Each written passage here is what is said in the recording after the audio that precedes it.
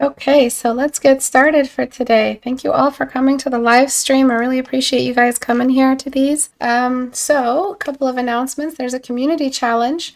The community challenge wins you everything on my store, including 2 sessions of one-on-one portfolio review with me on Discord, screen share, just the 2 of us, and we talk about all of your difficulties in your illustrations, what you're doing right, what you're doing wrong, and how to improve them. I give you assignments, and those are part of the rewards. There's a whole bunch of rewards. You can read up more on it on the subreddit, so you just click on the subreddit icon.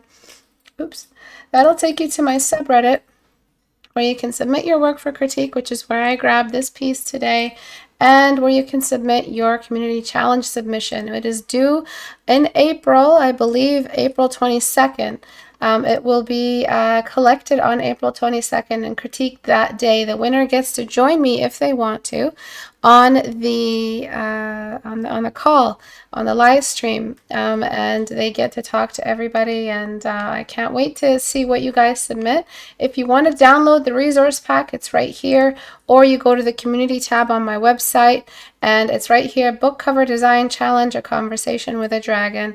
There is a little blurb that you guys can read, a little text story narrative, and you draw something based off of that. And that's really up to you, how you guys want to interpret the story and how you guys want to show it off. So let's get started on today's class. I wanted to talk about this piece. Someone posted this to the subreddit and said that they are having trouble with the fire effect.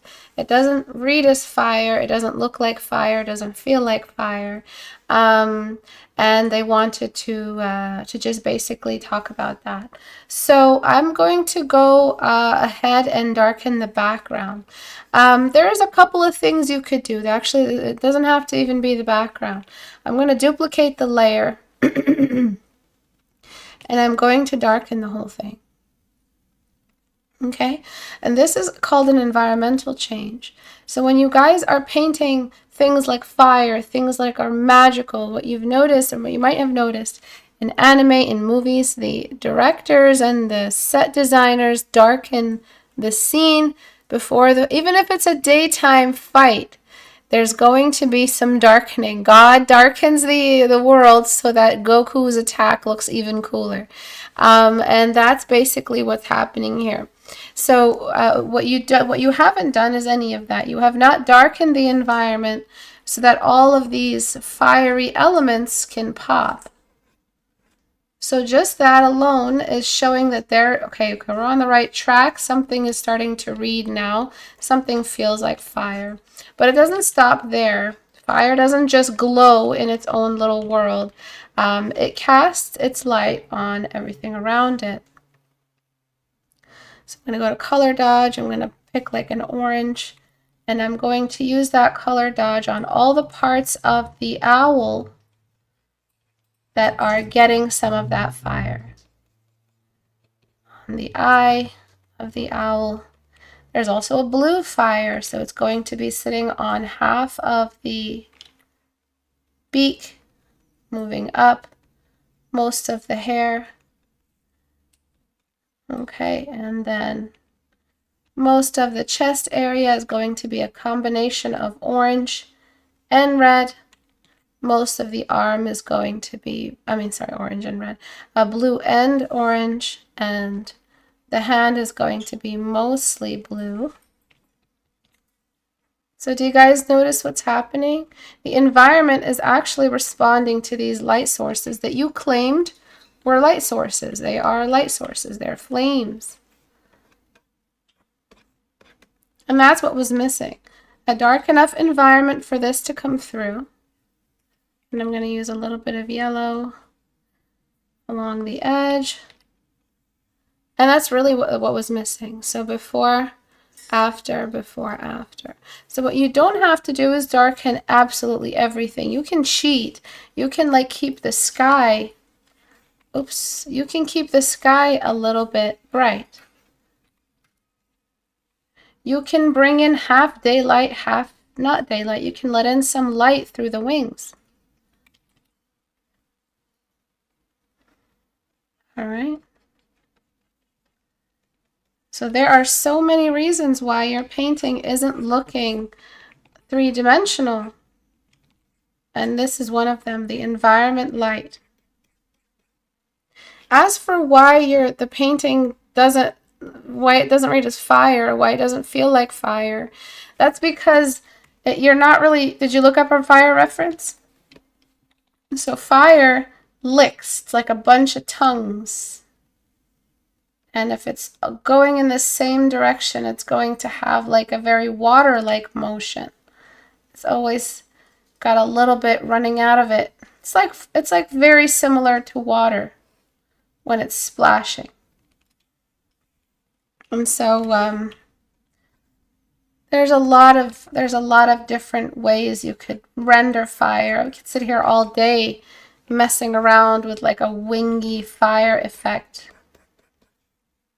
But I think that's really what was missing, is that the fire felt more like a wispy air spell than actual flames. Flames tend to create these big wispy tails. And then there's a lot of smudging when it comes to it. So I'm going to get smudge brush on soft brush on really high. And I'm just, see, that's too high. And I'm just going to create these like wispy, flamey curves that seem to break the shape I just lassoed. And I'm just going to follow it up with like a dodge tool. And I'm going to delete some of it.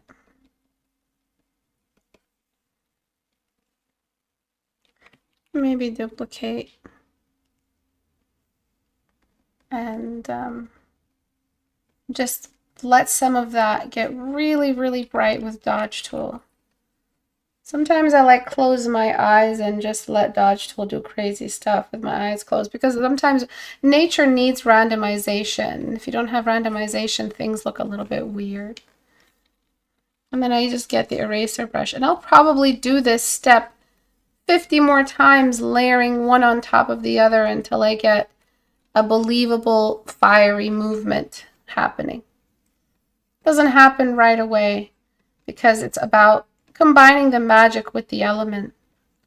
And I'll just do this over and over and over again until I feel like I have a good look to it.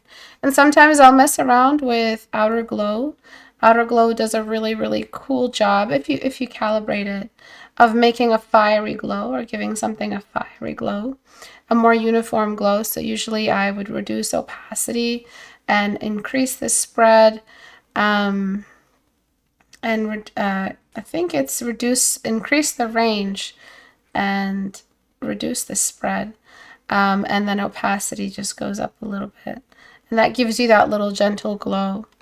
And it's really cool if you just keep doing this over and over and over again. And remember that fire tends to like get cast, and after it's cast, there's no source. So you should see some of the background in the way. It kind of creates like a wingy, I don't know how to describe it. Once it's cast, it's gone. It's out there. It's not going to come back. It's not like it's like a hose of fire, you know. These cast it and it's gone. It's out there. So that's kind of what you're not doing. So you have to show how the fire has already been cast and it's on the way to its destination. So you got to show some of the background in there. And I'm just showing how there's like a universal linear smudge to some of the flames as the fire is just wisping out of this guy's hand or whatever it is. And then I'm just using dodge tool to really spike up that flame, make sure that it doesn't get too dim or unrealistic. And I'm letting that flame move right through. And then right here along his feathers, I'm also going to use a smudge tool again, pretty close to 100%. And I'm going to try to show how his feathers are all kind of a little bit fiery too. They're just moving with the crazy flame of this burst. If you ever sat beside a fire pit and it's windy and the way the flames kind of all move around, and that's really what's happening here. And when there's like an explosion, there's also an air movement in the explosion. And then I'm just letting some of it sit on that side of the beak as well. And so color dodge, grab the fiery color, and then let it travel down. And I'm just going to use a little bit of that universal light on his eyes, so just there, so the eyes reflect every light nearby, the sky, the fire, and the blue spell. All of these things will be found in his eyes, okay? And sky may be a little bit more dim than the others. So that's the fire question. I really don't know what's happening here. It's kind of confusing us. There's also the question of the environment outside of this fire spell. It'd be really cool if you had a silhouette. And so I'm just going to add one of those league silhouettes.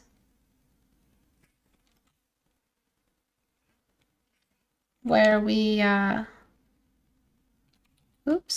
we get a little bit of everything. We get a universal light source.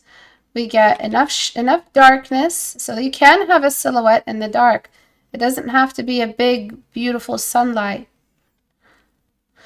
And I'm only going to let this silhouette kind of live on the lower half of the canvas. I'm just lassoing right now. Could be any kind of ambient light nearby. So if you want to make flames in your illustration, you have to make sure you have the shadows required to make that flame visible. When is the best time to take a picture of a flame? At nighttime. And so why do you guys draw your illustrations and add these beautiful light effects always in the daytime? It's not working. Something is not quite reading. And I'm just doing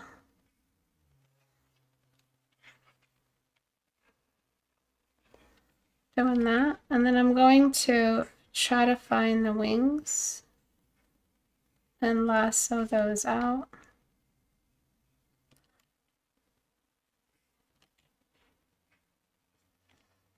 Oops. And then do that. Okay, and then maybe a little bit behind him as well. I'm not sure what this is. This is some kind of feather in the way. You only have one and it's right in front of the character's face. That's not good. And then this is all just flame power. Okay, so what I'm going to do is a new layer. I'm going to pick a background value that's like a little bit more blue. And I'm going to slowly, gradually introduce this silhouette value in a new layer. And I'm going to also make sure that I have none where that flame is, because that flame already has enough. And then I'm going to decide where some of these shadows live. So we have a silhouette happening, but it's very, very small degree. I'm deleting away at wherever it is. And it's just helping bring the character out of their background. When I say silhouette, I don't mean, again, like a huge cinematic silhouette. I mean anything to make the character emerge from the background. And I don't want to interrupt the nighttime look either. So while I'm here, I'm going to take advantage and darken things in some areas. Darken the lower half here. Okay, so you see that before, after. So we have a silhouette, but we also still have a very darkened scene. And then we have the issue of the entire image being like cropped wrong. So I think what could really benefit you, previous class. I think what could really benefit you is just expanding the canvas, expanding that fire fire breath, whatever it is, fire attack, so that you have more happening on one side than the other. And you have this arrow leaving the canvas right here. Why? It's pointing. It's literally pointing away from the canvas. You want everything to point in the direction this character is moving in. Everything. Because that's the line of motion. That's what's happening. We are all fighting with this character. Everything is fighting with this character. And so you want to do that too. If you're not going to do that, if you'd rather get rid of it, then just get rid of it and not have it there, because you're creating this really, really awkward look to things where everything feels like it's trying to drag you away from the reference. So what I'm going to do is, whatever this was, a friendly little bird companion or something, I'm going to make it move in the direction of the character towards wherever he's going. All right, and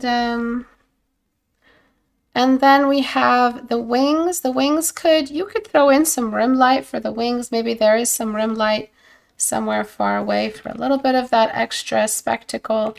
But this is mostly done. You don't really have to do much else.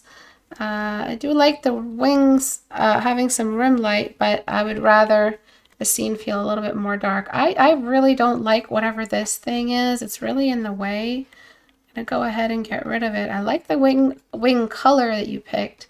It's really nice. And kind of matches the environment, matches the character. But you need to look up some like basic wing anatomy because I think we'd have a little bit more plumage here, unless I really messed it up when I lassoed.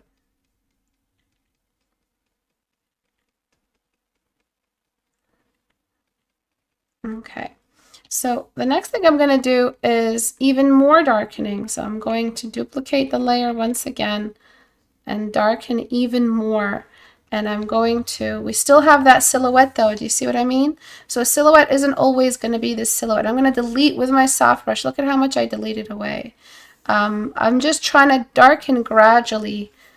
Keep doing that. Merge down, duplicate, darken again, until I get a really, really nice combination of light and dark happening in the scene, so that the magic is the magic. It's what's carrying the image. It's not necessarily nighttime.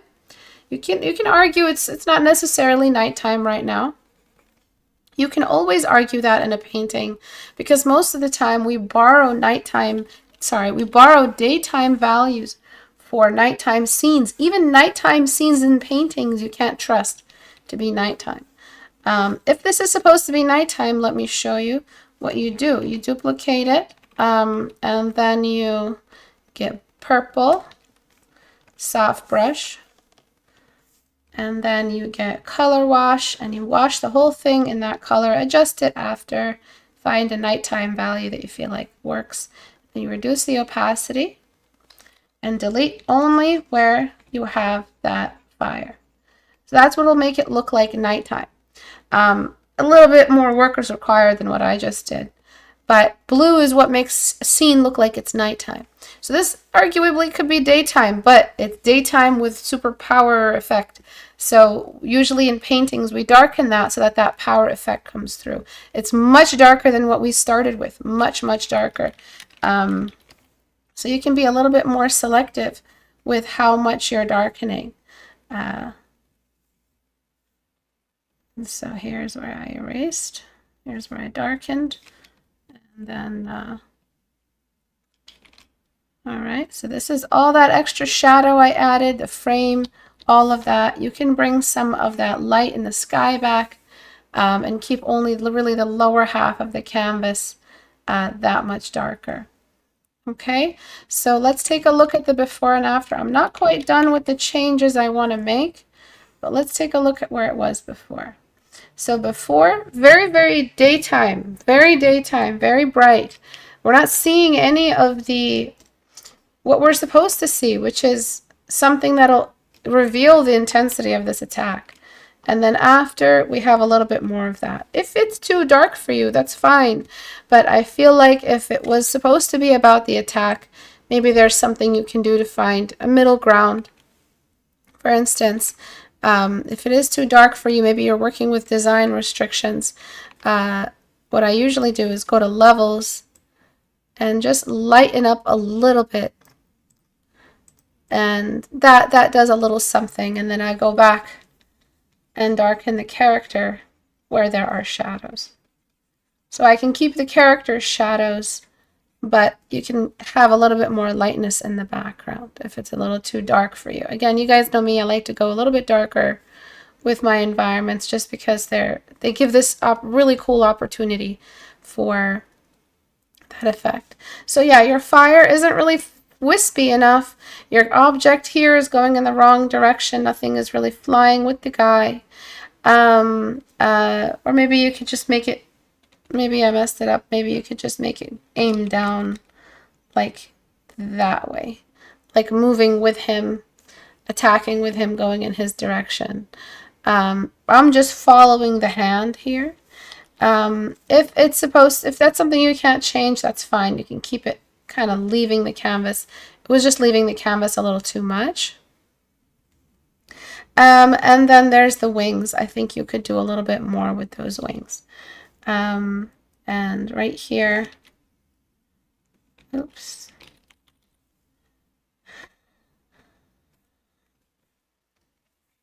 Right here along where the feathers are, you could have added a little bit more of that fire's presence. So I'm just doing that with my brush just to help the scene along.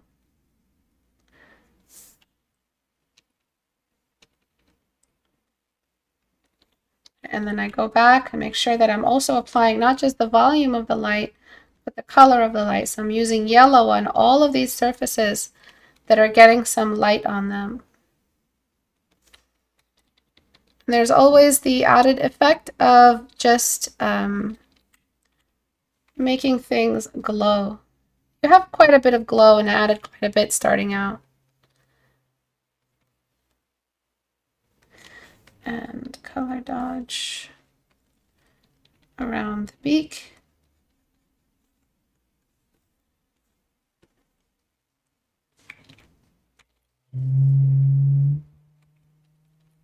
There we go. And it would be cool if you brought in some kind of ambient light on the other side of the owl's face, just from the sky nearby. And again, that is also in color as much as it is in volume. So I'm just using this sky color to add a little bit of something to the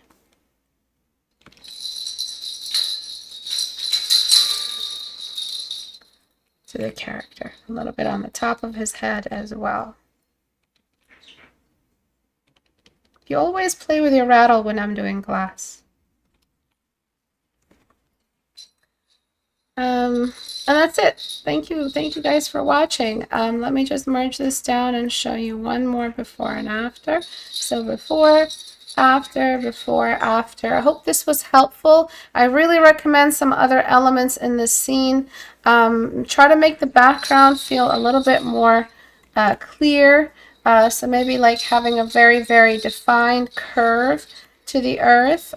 So like something like that, very clear cut, defined curvature to the earth. Maybe some clouds might be really cool, just hanging around the character.